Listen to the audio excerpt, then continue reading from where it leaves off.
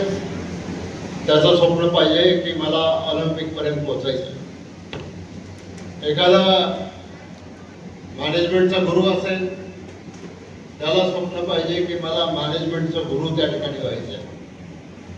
आपली आजची शिक्षण पद्धती जी आहे ही शिक्षण पद्धती जरी असली तरी विद्यार्थ्यांचा सर्वांगीण विकास करण्याच्या दृष्टिकोनातून त्याच्यामध्ये अजूनही भरपूर कमतरता आहे. कदाचित आपण अभ्यास करतो, चांगले मार्क मिळवतो, आपल्याला ऍडमिशनही मिळत असेल, पण तुम्ही त्याच्यानंतर बाहेर पडल्याच्या नंतर तुम्हाला तुमच्या ज्ञानाचा उपयोग, तुमच्या पदवीचा उपयोग हा तुमच्या आयुष्यामध्ये तुम्हाला उभं राहायला होणार आहे की नाही, आणि होणार नसेल तर त्याच्या संदर्भातले काही प्रश्न जर तुमच्या मनात असतील तर ते प्रश्न तुम्ही विचारले पाहिजेत. त्यांचं भाषण झाल्यावर ते आपल्याशी प्रश्नोत्तर करणार आहेत. विद्यार्थ्यांनी ज्या वेळेला कार्यशाळेला जायचं असतं तेव्हा एका हातात वही पाहिजे, एका हातात पेन पाहिजे, महत्वाचे मुद्दे नोट डाऊन केले पाहिजे.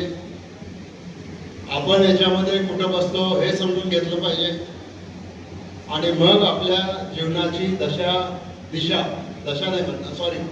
दिशा तशी दशाच होते आली. कारण मास्टर झालेल्या मुलांना सुद्धा नोकरी मिळत नाही, इंजिनियर झालेल्या लोकांना सुद्धा नोकरी मिळत नाही. आणि मी तर अनेक वेळेला हे पाहतो की अशी मोठी शिकलेली मुलं सुद्धा हॉटेल सारख्या व्यवसायामध्ये किंवा दुसऱ्या कुठल्या व्यवसायामध्ये वेटरचं किंवा आणखी काहीतरी असं काम करत असतात. कारण एवढ्या मोठ्या संख्येनं आज तरुण शिकून बाहेर पडतात. पण शेवटी तुमचा जर उद्देश फक्त नोकरी पुरतच शिकायचा हा असेल तर तुमच्या जीवनामध्ये तुमची निराशा झाल्याशिवाय राहणार नाही. आणि म्हणून तुम्ही भारताची नवीन पिढी आहात. तुम्हाला उद्या या देशाचं भवितव्य घडवायचंय.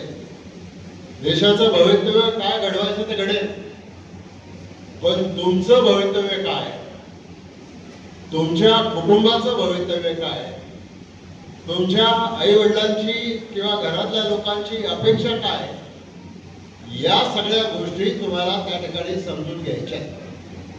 आणि त्याच्यासाठी तुम्ही सगळ्यांनी तयार राहा. एवढंच नाही तर मला आज आंबेगाव तालुक्यामधल्या सगळ्या विद्यार्थ्यांना, नागरिकांना सांगायला या ठिकाणी आनंद वाटतो.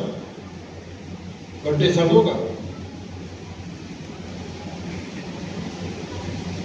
मला आनंद याच्यासाठी आहे की उद्याच्या काही दिवसामध्ये आम्ही आपल्या तालुक्यामध्ये फिनिशिंग स्कूल सुरू करत आहोत.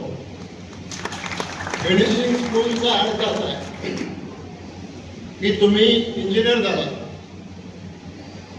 पण तुम्हाला टेक्नॉलॉजी तितकी सफाईदारपणानं वापरता येत नाही. तुम्ही आणखीन एखादी काही डिग्री घेतली, ज्ञानाचं भांडार भरपूर आहे तुमच्याजवळ, पण ज्या वेळेला आपण मुलाखतीला जातो किंवा एखाद्या मार्केटिंगला जातो त्यावेळेला आपला अपीयरन्स, आपली भाषेवरचं प्रभुत्व, दुसऱ्याला त्या ठिकाणी प्रभावित करण्याची शैली, या गोष्टी आता अलीकडच्या काळामध्ये कॉलेजेसमध्ये किंवा शाळांमध्ये सुद्धा बारीक फ्यू, मी सगळ्यांनाच काही डिस्कार्ड करत नाही. आज इंग्लिश मिडियमच्या शाळा आहेत. वेलंकर साहेब मुंबईच्या BKC मध्ये एक अशी शाळा आहे. मी मागे एकदा सांगितलं होतं, KG मध्ये जर प्रवेश करायचा असला, मुलाला घ्यायचा असला तर आई वडील येतात आणि अमक्या तमक्याला फोन करा म्हणून सांगतात. मग त्यांना विचारलं की तुम्हाला या शाळेत का पाहिजे? नाही, त्या शाळेतच आम्हाला ऍडमिशन पाहिजे. मग नक्की अडचण काय? आम्ही डोनेशन द्यायला पण तयार आहे. आता त्यांना विचारलं एका वर्षाची ते शाळेची फी किती आहे? ते म्हणजे केजीची फक्त वर्षाची फी आहे 15 लाख रुपये. आणि 15 लाख रुपये खिशामध्ये घेऊन लाईनीत उभे राहिलेले आई वडील एका बाजूला आहेत आणि आज आपल्याला सगळ्यांचा सामना करावा लागणारे आपले आई वडील आपण दुसऱ्या बाजूला आहे. त्यामुळं